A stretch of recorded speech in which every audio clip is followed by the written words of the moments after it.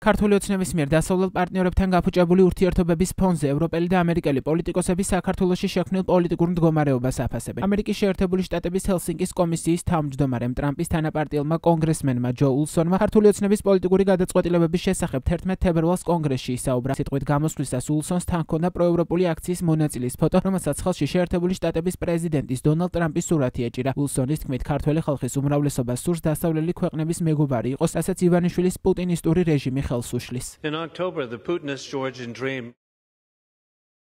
ოქტომბერში პუტინისტურმა ქართული ოცნების რეჟიმმა საქართველოში არჩევნები გააყალბა. რეჟიმი ქართველი ხალხის მომავლის მოპარვასა და ომის დამნაშავე პუტინისტვის, ირანული რეჟიმისთვისა და ჩინეთის კომუნისტური პარტიისთვის მიყიდვას ცდილობს. მამაცი ქართველი ხალხი ჯერ კიდევ ქუჩებშია უწყვეტი პროტესტის 76 დღეს. ქართველების 80% სურს ამერიკის ახლო მეგობრები და ევროკავშირისა და ნატოს ნაწილი იყვნენ, მაგრამ რეჟიმი ძალადობითა და უკანონო დაპატიმრებებით პასუხობს. რეჟიმმა შავი ზღვის პორტი ჩინეთის კომუნისტურ პარტიას გადასცა და თეირანის რეჟიმს ეწვია, მაშინ როდესაც ირანის რეჟიმმა მკვლელები გამოაგზავნა პრეზიდენტ დონალდ ტრამპის მოსაკლავად. საქართველოს ლეგიტიმური პრეზიდენტი სალომე ზურაბიშვილი, რომელიც ტრამპის ინაუგურაციას დაესწრო, მამაცად მოითხოვს თავისუფალ და სამართლიან არჩევნებს.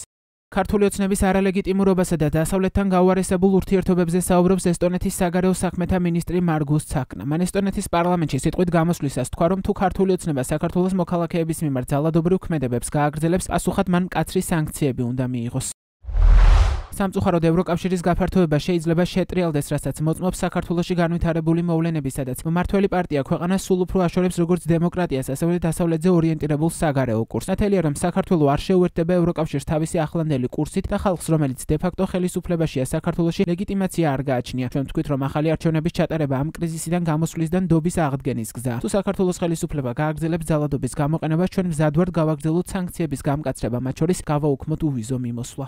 სანქციებს და ახალ არჩევნებს ემხრობა ლიეტუვის საგარეო საქმეთა ყოფილი მინისტრი გაბრიელიუს ლანცბერგისი. ინტერპრეს ნიუსისთვის მიცემულ ინტერვიუში ყოფილმა მინისტრმა თქვა, რომ ევროპა სანქციების დაწესებას აგვიანებს, რაც შეიძლება შეცდომად ჩაითვალოს.